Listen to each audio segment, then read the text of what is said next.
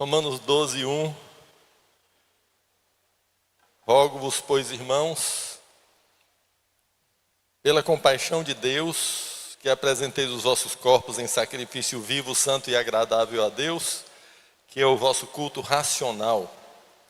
E não vos conformeis com este mundo, mas transformai-vos pela renovação do vosso entendimento, para que experimenteis qual seja a boa, agradável e perfeita vontade de Deus. Tem umas 3 semanas ou 4 que eu falei em Romanos 12, 1. Depois a gente teve o encontrão, depois eu estava viajando, e agora eu quero retomar para Romanos 12, 2. Em Romanos 12, 1, a gente viu que o nosso culto a Deus, o culto que tem sentido, o culto que tem lógica, não é fazer o culto no domingo e nos outros dias ter uma vida diferente.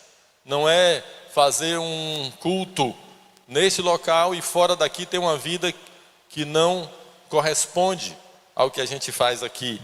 Mas o culto que tem sentido é a vida toda em Cristo.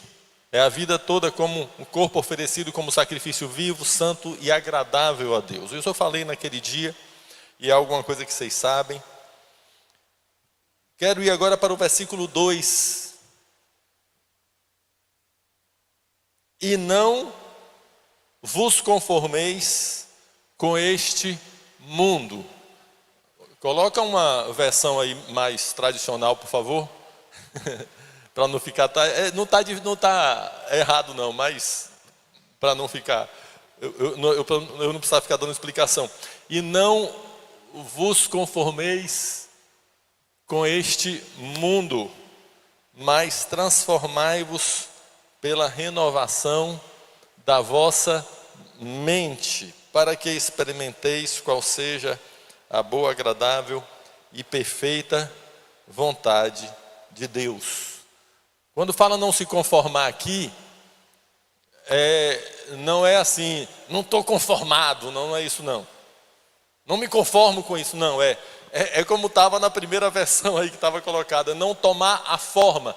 Não tome a forma do mundo. Não tome a forma do mundo. Como água. A água toma a forma de onde ela é colocada.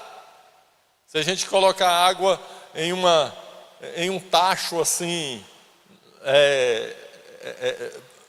baixo e largo, ela vai ficar daquele jeito. Se botar água em um jarro comprido, vai ficar comprido. Se colocar a água em alguma coisa assim sinuosa, ela vai ficar sinuosa. Isso é tomar forma. E há pessoas que tomam a forma de onde estão. Quando está num lugar que todo mundo é de uma maneira, ela é daquela maneira. Mas se não está ali, está em outro lugar, ela já toma a forma daquele outro lugar. Se está num lugar onde ninguém usa palavrão, ela não usa palavrão. Mas se está num lugar onde todo mundo usa palavrão, ela usa palavrão. Se está num lugar onde todo mundo é honesto, ele é honesto. Se está num lugar que todo mundo dá um jeitinho nas coisas, ele também começa a dar um jeitinho nas coisas. Tem gente que até usa o seguinte argumento: olha, lá no meu trabalho, na minha profissão, lá na minha atividade, se eu não agir daquele jeito, que é um jeito errado, não dá certo. Eu vou falir. Aí ele toma a forma daquelas pessoas, como água toma a forma do lugar onde está. É alguém que não tem firmeza naquilo que crê em Cristo, no caráter de Jesus, mas ele se ajusta, se amolda àquela situação. Quer ver outra coisa que mostra a pessoa que toma a forma do mundo? É a pessoa que diz assim: mas eu tive que reagir daquela forma porque todo mundo fez isso comigo. Então ele toma a forma daquilo que os outros fazem com ele. E aqui está dizendo: não tome a forma do mundo, não seja do jeito que o mundo vive. Agora, o que é o mundo? A gente precisa entender o que é o mundo. Mundo na Bíblia tem pelo menos 3 maneiras da gente compreender. Tem mundo, universo. Planeta Terra e universo, todo o universo. A Bíblia se refere ao mundo nesse sentido físico.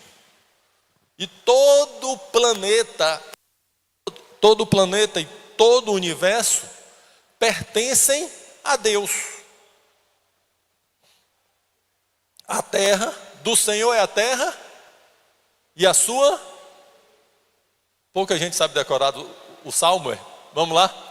Do Senhor é a terra e a sua plenitude, o mundo e os que nele habitam.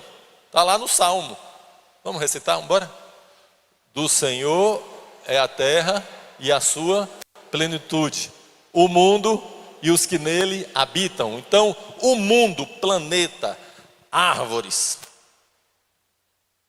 animais, cometas, astros, buracos negros do universo, estrelas, tudo que existe tem um dono. E o dono é o Criador. É Deus, é Cristo Jesus, o Criador. Isso é uma maneira de ver mundo. Outra maneira de ver o mundo, de entender, são as pessoas. Pessoas. João 3,16, vamos lá? Porque Deus amou o mundo de tal maneira que deu o seu Filho unigênito, para que todo aquele que nele crê não pereça, mas tenha vida eterna. Mundo, pessoas. As pessoas que Deus ama. E terceira maneira de entender mundo é o sistema mundano, pecaminoso, o jeito de viver do mundo. Se mundo, pessoas, João 3,16 diz, porque Deus amou o mundo de tal maneira, mundo, sistema, o jeito de viver o mundo, a Bíblia diz, não ameis o mundo, nem o que no mundo há. Então diz que Deus amou o mundo de tal maneira que mandou Jesus, seu Filho unigênito. Ele amou a gente, amou a mim e a você, amou as pessoas. Mas quando fala do jeito de viver do mundo, ele diz, não ame o mundo. E nesse texto lá de 1 João, que fala para não amar o mundo, ele diz o que é o mundo. Ele fala, é a concupiscência da carne, a concupiscência dos olhos e a soberba da vida. Isso é o mundo. O que é concupiscência? Desejo desregulado. É viver guiado pelo que a gente quer. Assim é o mundo. O mundo está o tempo todo falando comigo e com você. Você vai ser feliz se você tiver tudo que você quer. Se você conseguir fazer tudo que você quer fazer, você vai ser feliz. Se dentro de tua casa tu conseguir mandar no teu marido, você vai ser feliz. Se dentro da tua casa você conseguir mandar na tua mulher, você vai ser feliz. Se dentro da tua casa você conseguir fazer tudo que quiser e não respeitar seus pais, você vai ser feliz. Se você conseguir todo o dinheiro do mundo, você vai ser feliz. Isso é o mundo. Desejo da carne, isto é, o que eu quero fazer, eu vou e faço. Como qualquer animal. Menos o cachorro evangelista de Ângela. Boa tática, Ângela. Isso é mundo, eu tenho desejo da carne. Segundo, tudo que eu vejo, eu quero.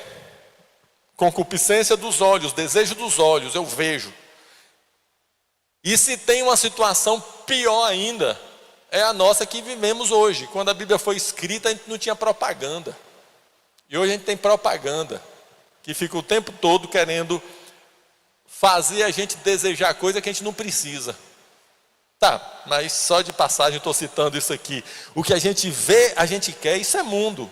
O que a gente deseja, a gente quer. O que vê, a gente quer. E finalmente a soberba da vida.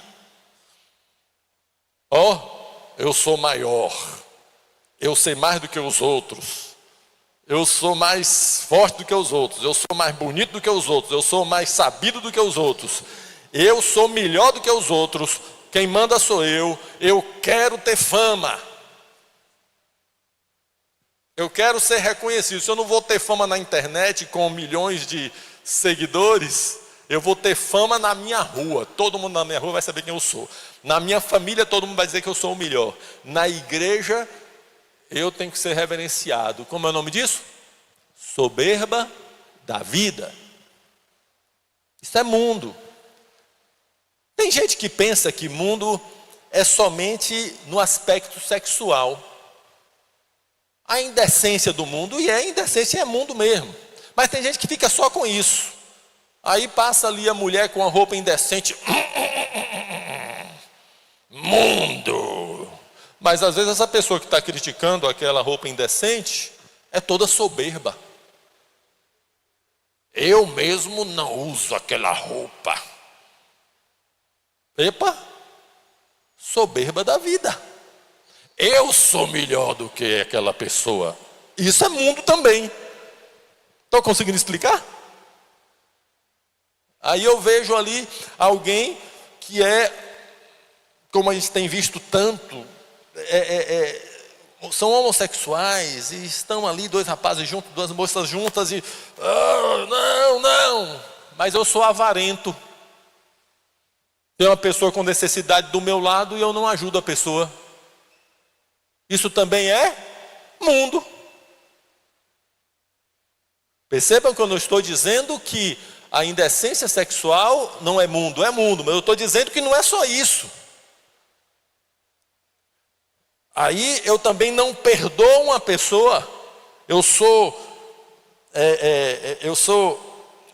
rígido com as pessoas. Quem anda comigo tem que vir aqui, na unha. É mundo, porque é soberba da vida. Eu estou aqui controlando tudo.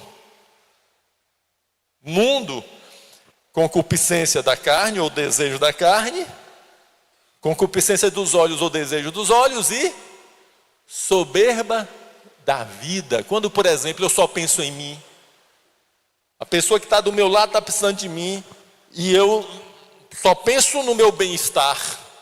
Isso é mundo. Na verdade, eu estou aqui dando os vários exemplos de mundo, mas o fato é que a Bíblia diz, todo mundo aqui sabe decorado, o mundo jaz no maligno. O sistema do mundo, sabe o que? Jazer. Assim, a gente passa no cemitério e está lá a plaquinha, aqui jaz fulano de tal. Pois a pessoa está colocada ali, isso é jazer. Está colocado ali. Quando diz que o mundo jaz no maligno, jaz no diabo, é porque o sistema do mundo, o jeito de pensar do mundo, está no colo de Satanás. Ele que governa. O mundo inteiro, o dinheiro do mundo, a educação, a cultura, a religião do mundo, que não tem Cristo, quando alguém usa o nome de Deus, mas Jesus não é o Senhor, Jesus não está no centro, é mundo, o mundo inteiro jaz no maligno, a mente das pessoas está escravizada por Satanás, de todos os tipos de gente, desde aquele estuprador de criancinha, até aquela pessoa com a vida toda direitinha, mas que é soberbo, todos são controlados pelo diabo, todos. E a gente se livra disso quando a gente se converte a Jesus. Lá em Efésios capítulo 2 diz que nós estávamos mortos nos nossos delitos e pecados. E andávamos segundo o curso deste mundo. Segundo o príncipe das potestades do ar. O espírito que opera nos filhos da desobediência, e andávamos segundo os nossos pensamentos e os desejos da nossa carne. Está aqui o trio que governa a pessoa que não anda no espírito. É o mundo, Satanás e eu mesmo. Satanás, quando eu não ando no espírito, eu estou sem Cristo.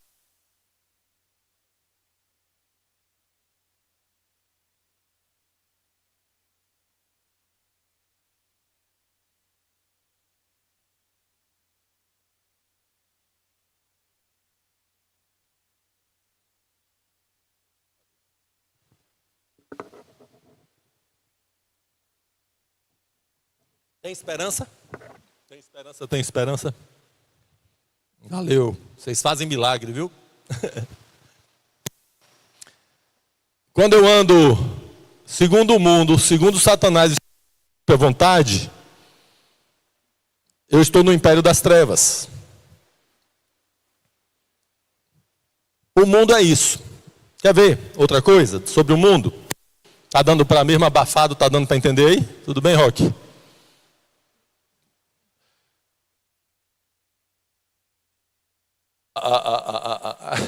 Aí. Quando Satanás tentou Jesus no deserto, vamos relembrar as 3 tentações? Uma tentação, Satanás disse assim: já que você é o filho de Deus e está aí morrendo de fome, 40 dias sem comer, transforme essa pedra em pão. O que é que Jesus respondeu? Nem só de pão viverá o homem. Veja só, a gente já sabe disso, a maneira da gente vencer a tentação, vencer Satanás é com a palavra, aqui no coração em primeiro lugar, e também a gente confessar a palavra.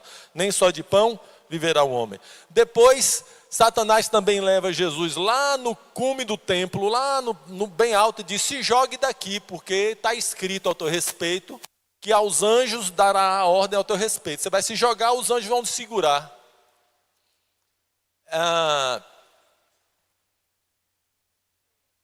Veja só, a tentação do pão foi concupiscência da carne, desejo do pão, e também soberba da vida. Eu tenho poder para transformar pedra em pão. Jesus não entrou nisso, não, nada disso. Nem só de pão viverá o homem. Aí Satanás leva Jesus lá para o cume, lá para a torre do templo de Jerusalém, e disse: jogue daqui que os anjos vão te pegar. Ó, que coisa, né? Vou me jogar porque eu sou o filho de Deus e os anjos vão me pegar. Imagine, Jesus se joga e desce assim, ó, e pousa lá embaixo. Não precisa nem de asa delta, nem de nada. E pousa. O que foi que aconteceu? Os anjos pegaram ele, ó. Jesus, por que você não fez isso? Está escrito no Salmo 91 sobre você. Aí Jesus responde o quê? Nananinha, não tentarás ao Senhor teu Deus. Eu sei que os anjos estão ao meu serviço, mas eu não tenho necessidade de fazer espetáculo. Eu não tenho necessidade de brincar com o pecado para Deus me salvar. Vou me jogar daqui por quê? E Jesus disse para Satanás: não tentarás ao Senhor teu Deus. Agora vamos para a terceira, não necessariamente em ordem, tentação. Qual foi a tentação? Satanás levou Jesus num monte muito alto, mostrou o quê? Todos os reinos da terra, e disse: tudo isso me foi dado. Se você, agora, o diabo, o bicho é petulante, né? Tentando o Filho de Deus. E Jesus se fez carne e se sujeitou a ser tentado por Satanás, por amor a nós. Então Satanás disse: tudo isso, aí mostrou todos os reinos do mundo e disse: tudo isso me foi dado. Se você ajoelhado me adorar, eu te dou tudo. Satanás estava falando a verdade quando disse que tudo era dele? Eu não citei o Salmo e pedi para vocês recitarem comigo: do Senhor é a terra e a sua plenitude, o mundo e os que nele habitam. Agora Satanás vem para Jesus e diz, mostrando os reinos do mundo, diz: tudo isso me foi dado. Espera aí, quem está certo? O salmista ou Satanás? Os dois. Porque quando está lá no Salmo, está se referindo às coisas. Mas os reinos do mundo, isto é, o governo do mundo, o governo humano do mundo, foi entregue para Satanás. Quem entregou? Adão e Eva. Na hora que Adão e Eva agiram segundo o desejo dos olhos, o desejo da carne e a soberba da vida, eles entregaram o governo para a serpente. Vamos ver se não foi assim? Está lá em Gênesis. Eu não estou abrindo aqui, em casa vocês abram para conferir, viu? Lá em Gênesis diz que Deus tinha falado para Adão e Eva, para Adão: não coma dessa árvore do meio do jardim, coma de todas as outras. Aí vem a serpente, que é Satanás, para enganar Eva. E eu só quero dizer o que está lá em Gênesis, que fala o que aconteceu com Eva. Diz assim, está lá em Gênesis, que Eva, vendo que o fruto era bom para dar entendimento, e era agradável ao paladar, ela tomou o fruto e comeu. O fruto, para quem está visitando, não é maçã, não é árvore nenhuma, é o fruto do conhecimento do bem e do mal, que é dizer o seguinte: não preciso de Deus, eu que resolvo o que é certo e errado. Esse é o fruto. É o fruto chamado rebelião, independência. Mas veja só, lá no texto fala que Eva viu que o fruto era agradável aos olhos. Tudo bem, a beleza. Olha, concupiscência dos olhos, desejo dos olhos. E que era bom ao paladar. Como é que Eva sabia que era bom ao paladar, se ela nunca tinha comido daquele fruto? Porque ela estava sentindo o cheiro. Uma comida que a gente nunca comeu, quando sente o cheiro, é gostoso. Ou uma coisa ruim também. Quer ver? Isso aqui está com fedor. Não, a gente come, está com gosto de barata. Alguém já falou assim? Alguém já comeu barata? Não, mas o fedor, quando tem muita barata, a gente sente. Está ligado o olfato com o paladar, né? E Eva então pensou, é boa para o paladar. Como é o nome disso? Concupiscência da carne. Desejo da carne. E finalmente era boa para dar entendimento.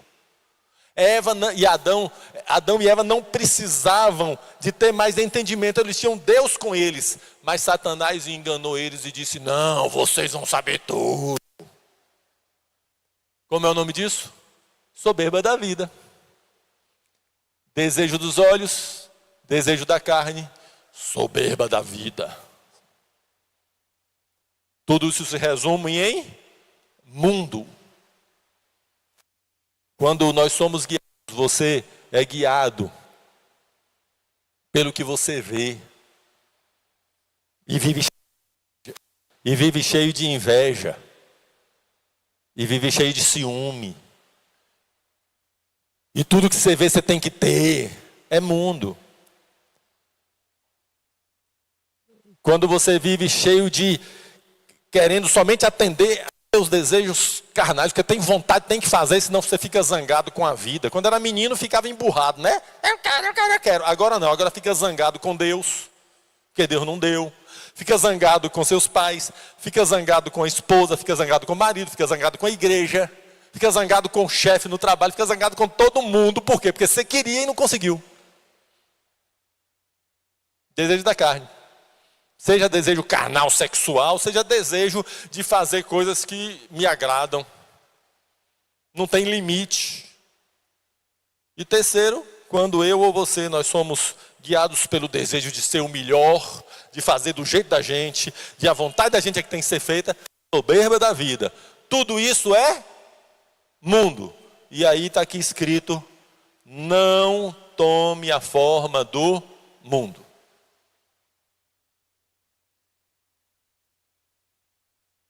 Quando a gente se converte a Cristo Jesus. Ah, meu Deus, eu oro agora para que o Espírito Santo revele de verdade, porque isso é tão importante. A gente ter Jesus não é a gente fazer cultos dia de domingo, não é a gente dizer que é crente. A gente ter Jesus é ser transformado, como esse texto aqui está dizendo, mas transformai-vos pela renovação da vossa mente, do vosso entendimento, as tuas opiniões, o teu jeito de pensar. uma das promessas da nova aliança, que nós já estamos na nova aliança, é assim: tirarei o vosso coração de pedra e vos darei um coração de carne. Eu me converti muito criança, mas de vida com a igreja, eu já nasci da barriga de minha mãe, já estava participando de culto, né? Mas depois eu me converti. Então, quantas pessoas eu vi cheia de pregação, oração, cheio de coisa, cheio de todo fervoroso, mas pessoas endurecidas. Endurecidas, pessoas que quando eram corrigidas não mudavam, pessoas que quando estavam com problema agiam na brutalidade, pessoas que disputavam poder dentro da igreja, disputando o poder para ver quem pregava mais, ó. Disputando poder para ver quem tocava, ó. Disputando poder para ver quem era chamado de pastor ou bispo. Disputando poder porque estava zangado com o outro. Mas na hora da oração, oh Deus, era uma oração que arrepiava todo mundo. Mas terminava de orar, olhava para a pessoa e não falava porque estava de mal. E aí quando brigavam, abriam a igreja lá no outro lado da rua. E aí tinha um ano no interior que o nome era Igreja... Não vou dizer não. Mas acontece isso assim, ó. A Igreja do Amor. Não, Igreja da Verdade. Por essa aqui eu estou criando para não dizer o que aconteceu mesmo lá, que acontece muito. Igreja da Verdade. Aí eu começo a brigar. Somos nós dois que estamos ali, nós dois. Aí a gente briga. Não, irmão, tem que ter amor, viu, irmão? Não, tem que ter verdade. Ó, não quero mais andar com você, não. Aí eu abro do outro lado. Igreja do Amor. Olha. Aí fica você lá, ó Jesus, te adoramos porque o Senhor é o Deus da verdade. Aí eu aqui, ó Jesus, te adoramos porque o Senhor é o Deus do amor. Obrigado um com o outro.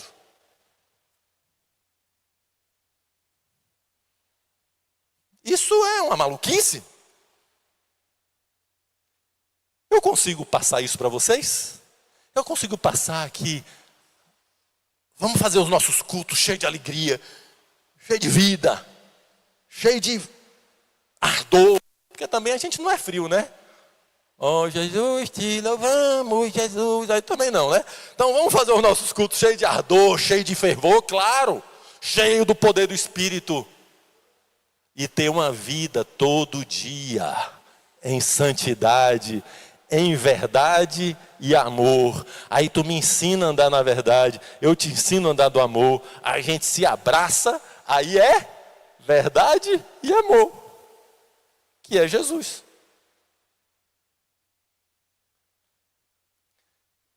Mundo, portanto, não é só a indecência sexual, é também.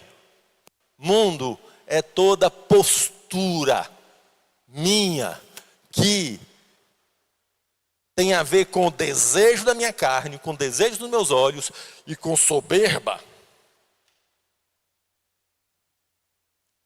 A gente não vai tomar a forma do mundo.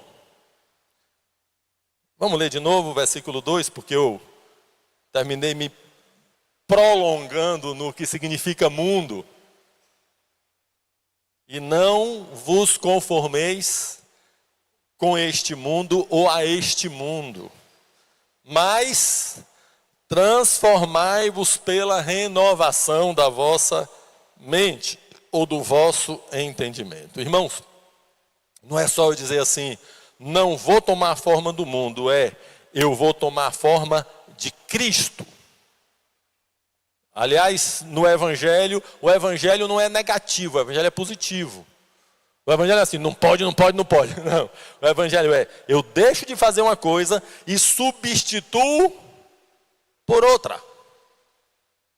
E ele diz aqui, não vou tomar a forma do mundo, mas vou transformar o meu jeito de pensar. E isso vai me levar a experimentar a vontade de Deus. Eu tenho alguns minutinhos ainda. Eu gostaria de que fôssemos para as bem-aventuranças, em Mateus capítulo 5. Porque as bem-aventuranças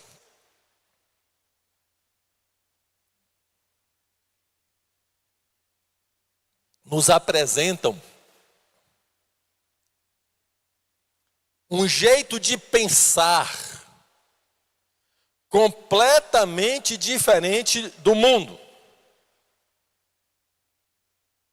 E aqui está uma coisa que eu já relembro para vocês,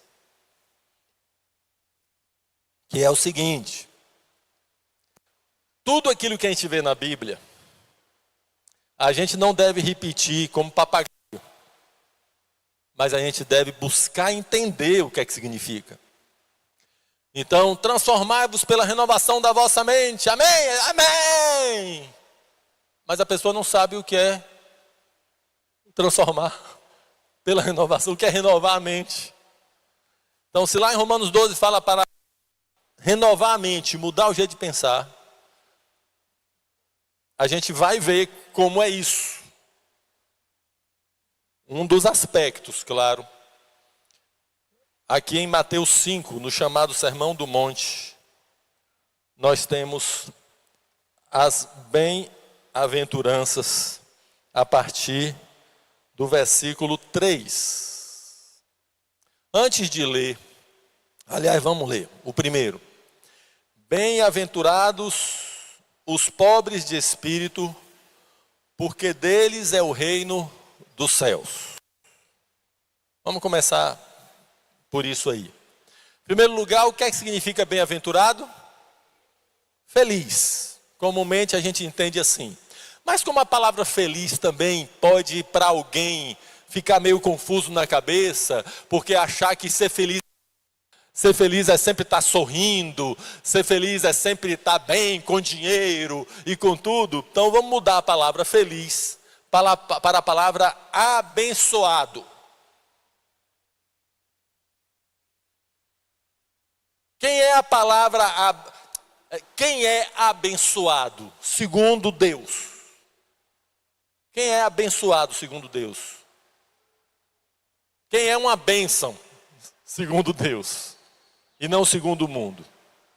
Então a gente pode entender as bem-aventuranças como se fosse isso, Deus dizendo quem é abençoado. E será que eu sou abençoado e você é abençoado, abençoada? Aqui ele está dizendo, em primeiro lugar, ele fala, abençoados os pobres de espírito. Lá em Lucas é pior ainda. Lá diz assim, abençoados ou bem-aventurados os pobres.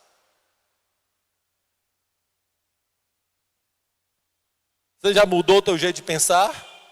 Que o abençoado, o bem-aventurado não é o rico, mas é o pobre?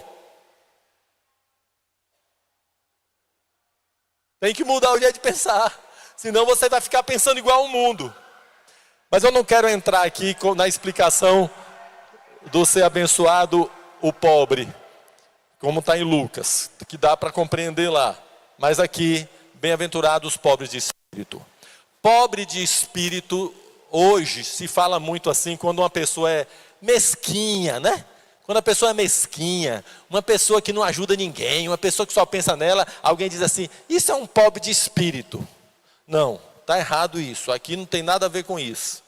Pobre de espírito aqui é aquele que sabe que não tem nada de Deus nele. A palavra pobre é mendigo. Não está falando pobre aqui, o pobre que tem pouca comida, ou que tem pouco espírito, ou que tem pouco de Deus. Não, estou falando aquele que não tem nada. O mendigo de verdade, não é o mendigo que explora os outros pedindo coisa que não está precisando, não. A pessoa pobre mesmo, miserável, a pessoa que chegou naquela condição, porque adoeceu, ou porque foi abandonado, e a gente entra na casa da pessoa e não tem nada. É um mendigo. Então essa pessoa que não tem nada em casa, não tem 2 grãos de feijão, não tem um punhado de arroz, não tem um pedaço de biscoito, não tem nada. O que é que ele faz? O que é que o mendigo faz? Pede. Pelo amor de Deus, me dê um punhado de farinha, me dê um pouquinho de feijão. É essa palavra aqui, pobre, é o mendigo. Então, quem é o pobre de espírito? O mendigo de espírito. O mendigo de espírito tem quanto de espírito nele? Tem quanto de Deus nele? Nada. E o que é que ele faz? O que é que o mendigo faz? Pede. Pede o quê? O mendigo de espírito pede o quê? Pede o espírito. Pede Deus. Jesus está explicando isso aqui. Abençoado o que descobriu que não tem Deus. Foi o que aconteceu conosco aqui. A gente vivia a nossa vida e um dia a gente descobriu que era pecador e estava indo para o inferno. Não foi isso? A gente descobriu que não tinha Deus. A gente passou a vida toda dizendo, eu creio em Deus. Alguns de nós aqui, alguns não. Não estava nem aí para nada. Mas outros falavam, eu creio muito em Deus. Outro dizia, eu tenho muito fé. Deus até responde quando eu peço. Você falava assim, não era? Até que um dia você descobriu que não. Que você estava morto, que você não tinha nada de Deus. O que é que você fez? Se converteu. Jesus me salva. Você descobriu que você era um mendigo de espírito. Estou conseguindo explicar? A gente descobriu que a gente era um mendigo de espírito e disse, Senhor, tenha misericórdia de mim, me salva. Desses que sabem que eu mesmo, não tenho nada de Deus em mim, ao contrário, só tenho pecado, pecado e pecado. É desse que se arrepende, é que é o reino de Deus. Jesus não veio para o santo. Jesus veio para quem? Para os pecadores. O são não precisa de médico. Agora, onde é que reside o problema? É que alguns, depois de terem encontrado Jesus, descobrindo que era mendigo de espírito, que estava perdido, e aí é salvo, e ele chega assim, Jesus tem misericórdia, o que é que ele faz? Faz assim. E agora ele é todo poderoso. E começa a se achar melhor do que os outros.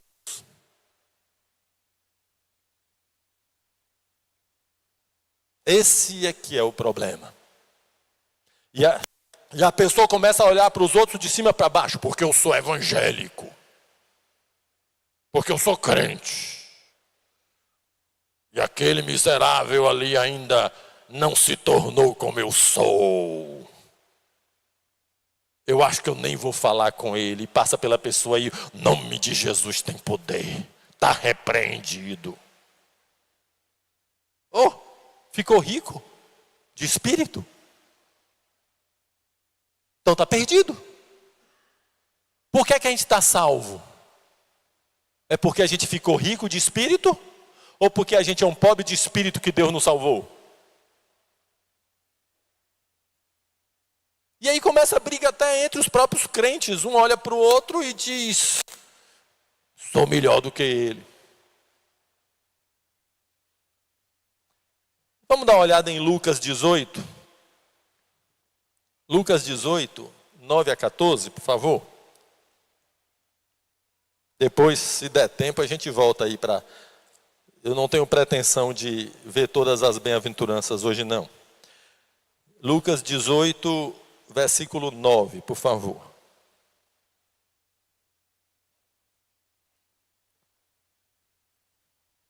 E disse também esta parábola a uns que confiavam em si mesmos.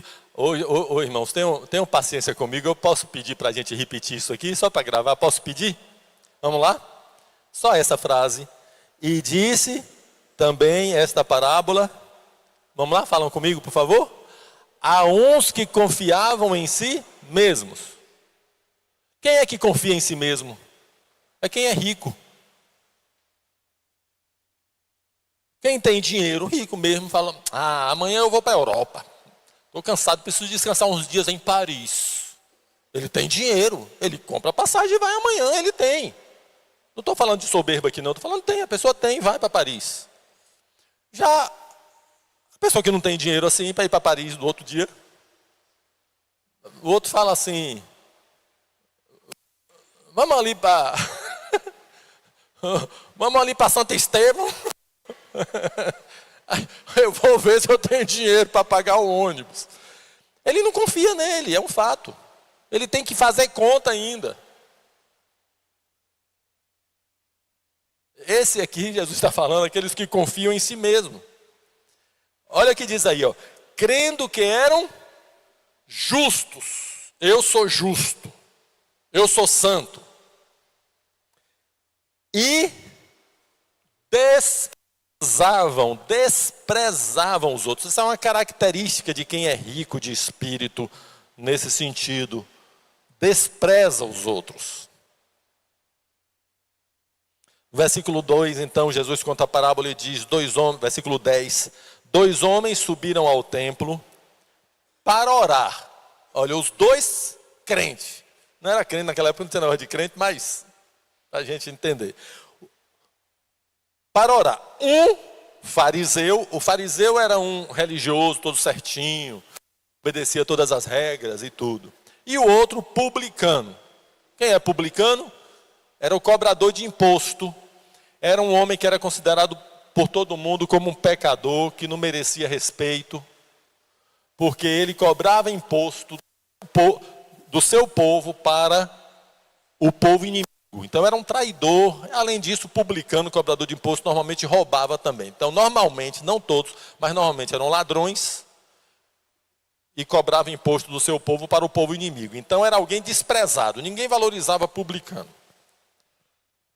11. O fariseu, estando em pé, orava consigo desta maneira. Antes de seguir, é interessante isso aqui. Ele orava como? Consigo. Em outra versão diz, fica mais redundante ainda de propósito, orava consigo mesmo. Orava de si para si mesmo. Como é isso? É quando eu faço as coisas para eu me sentir bem. Ou para eu dizer, olha como eu sou bom. Por exemplo, eu estou aqui pregando para vocês. Aí quando termina eu vou para casa. Rapaz, eu sei pregar mesmo, viu? Hoje ninguém dormiu na minha pregação. Porque de vez em quando dorme uns 2, eu fico... A pessoa está cansada, pelo menos a minha voz está servindo para descansar. Mas, não, hoje ninguém dormiu. Ou senão a gente faz um louvor aqui. Hein, Claude? Faz um louvor e depois a gente diz, o louvor da nossa congregação é bom, não é? Eita, isso aqui alguns já falaram. Tanto é que de vez em quando ele diz, o louvor hoje não foi bom não, viu? Ah, foi? Eu pensei que o louvor era para Jesus, não pensei que era para você. Mas nós não estamos longe disso aqui não, viu? Isso aqui está muito perto aqui do meu coração, esse coraçãozinho aqui, ó. Terrível, que se eu não botar na cruz. Poxa, nós oramos e foi um momento de oração poderoso, nós estamos bom mesmo na oração. Orando consigo mesmo. Fariseu ruim que está aqui dentro de mim, querendo aparecer. Vocês cuidado com os fariseus dentro de vocês, viu? É sério, gente, muito sério. E esse fariseu orava consigo mesmo, em pé, e dizia, ó a oração do cara, oração. Ó Deus, o publicano, renegado, marginalizado, que todo mundo considerava que era nada, estava lá atrás. Ele na frente e o cara lá atrás. Né? Lá atrás. Ó Deus, graças te dou. Porque não sou como os demais homens.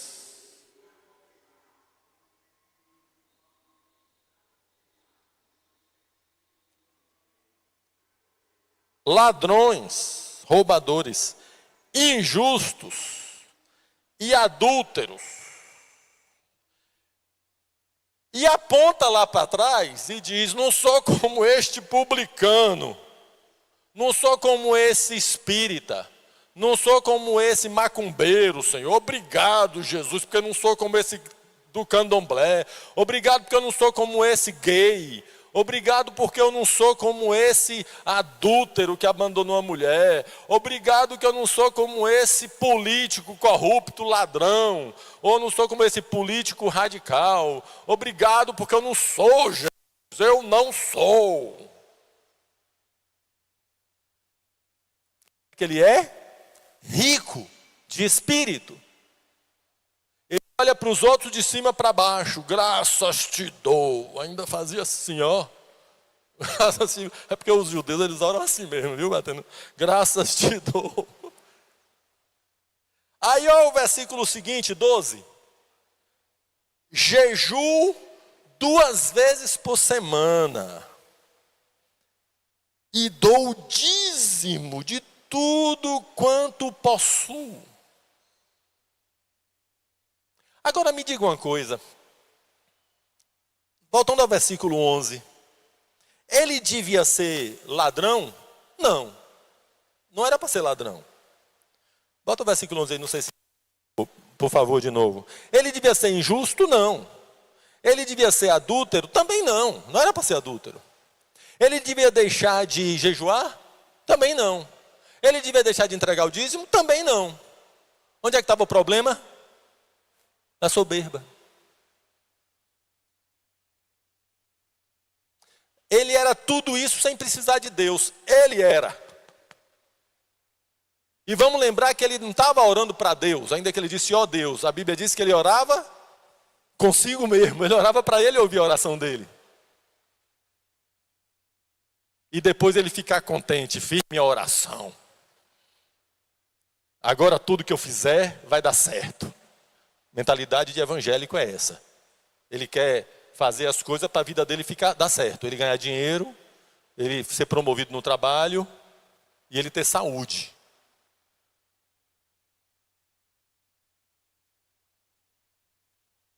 Ele ora para si mesmo. E para ficar com a consciência tranquila. Orei. Ele não conhece a graça de Deus. Ele não conhece o amor de Deus. Ele quer fazer as coisas certinha para ele mesmo ficar bem. Esse é um homem rico de espírito, ele não precisa de Jesus.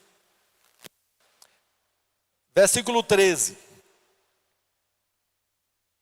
O publicano, porém, estando em pé, de longe, o fariseu foi logo lá para frente, lá no templo. O cara, de longe, nem entrou direito, de longe, ao longe, nem ainda queria levantar os olhos ao céu, com vergonha, assim, mas batia no peito, dizendo, ó Deus, tem misericórdia de mim, pecador.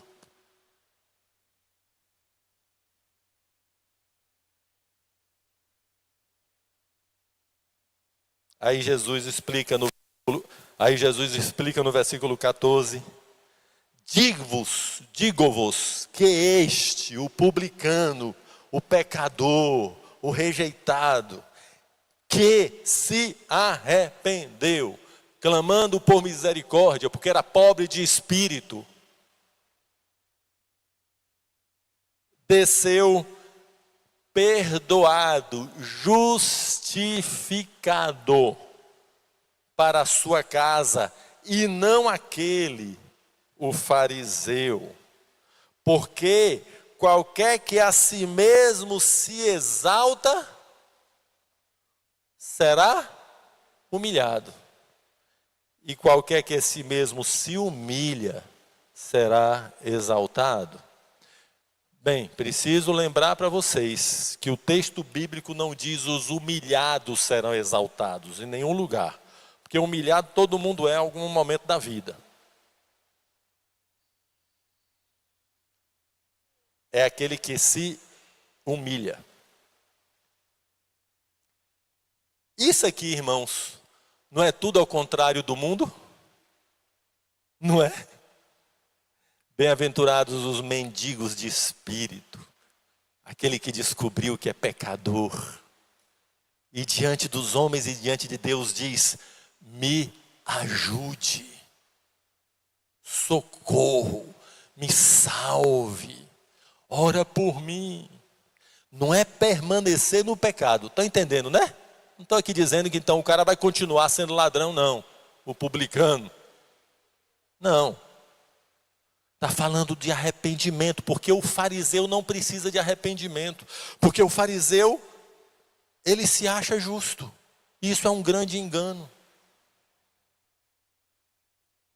Ele se coloca numa posição acima dos outros e ele quer ensinar para os outros. Ele quer dizer com os outros como os outros devem ser. Ele sempre tem uma justificativa, porque ele é justo. Ele vai ter sempre razão no que ele fala, porque ele se justifica, ele é justo, ele se acha justo, quem está certo é ele. Ele não se humilha diante de Deus, nem se humilha diante das pessoas. Ele não chora.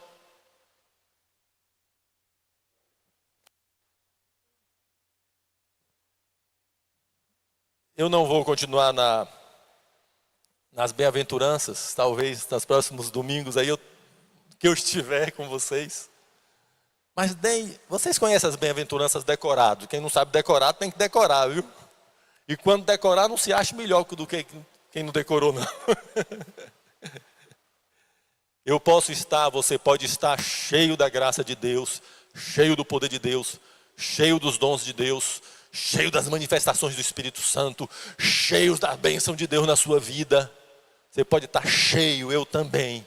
Mas a gente nunca vai ser melhor do que quem não está cheio. Porque se a gente estiver cheio, é por causa da graça de Deus. Porque em nós mesmos, nós somos mendigos de espírito. Mas eu quero falar também com alguém entre nós, ou alguém que está visitando, que ainda não chegou nesse ponto de descobrir que é mendigo de espírito. Você é muito, ou você não descobriu isso ainda e você acha que você está tudo bem. Não está não, não está. Você precisa ser salvo. Mas pode ser alguém que é muito cheio de si. Dentro de casa com a esposa ou com o esposo. Em qualquer lugar, muito cheio de si. Você talvez não faça essa oração tão rasgada como o do fariseu. Esse é um fariseu muito doido esse aqui, né? Fariseu doidaço. Você não fala com Deus, eu quero falar com você. Se você é essa pessoa, se não é, que bom, mas se você é. Você não fala com Deus isso. Mas a tua maneira de viver com as pessoas é assim. Tua maneira é superior. Você não ouve ninguém. Inclusive se acha convertido, mas não teve uma experiência com Jesus, porque você sabe tudo de crente, mas não sabe o que é se humilhar diante de Cristo. Não sabe, isso você não sabe. Ao contrário, o Evangelho talvez tenha feito você ficar mais soberbo, mais soberba ainda. Porque agora você acha que Deus está do teu lado.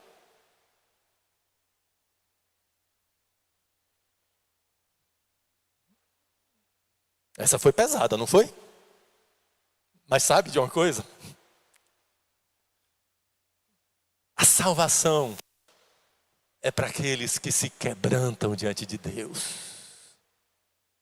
Quebrantado o coração de carne, que Deus é que dá de presente. E o reino dos céus é para quem? Para os pobres de espírito. Para o pobre de espírito. Essa semana um pastor muito amigo meu me ligou, ele mora longe. E chorando, ele falando de umas situações dele lá. E eu tive que dizer para ele: não, rapaz, não é isso tudo aí não. Levanta a tua cabeça. Mas por que ele ligou chorando? Porque ele é um mendigo de espírito. Uma coisa que aconteceu, ele queria falar logo, ele queria rasgar o coração, ele queria pedir socorro, me ajude, ore por mim. Desse homem é o reino dos céus. Não é daquele que mantém aparência, não é daquele que é sempre poderoso, é daquele que se quebranta diante de Deus. Pai, tenha misericórdia de mim porque sou pecador. Meu irmão, me ajuda, ora comigo, me ajuda a vencer. E essa pessoa chora, e essa pessoa vai vencendo por quê? Porque é pobre de espírito. Que entre nós não haja nenhum soberbo. Não tome a forma do mundo. Deixe-se quebrantar. A forma do mundo é a soberba. A forma do reino é quebrantamento, coração quebrantado. Manso, humilde diante de Deus. Daqueles que conheceram Jesus e conheceram o amor de Deus. Estou diante de um povo abençoado. Porque um povo pobre de espírito, que só tem o Espírito Santo porque pediu e Jesus deu.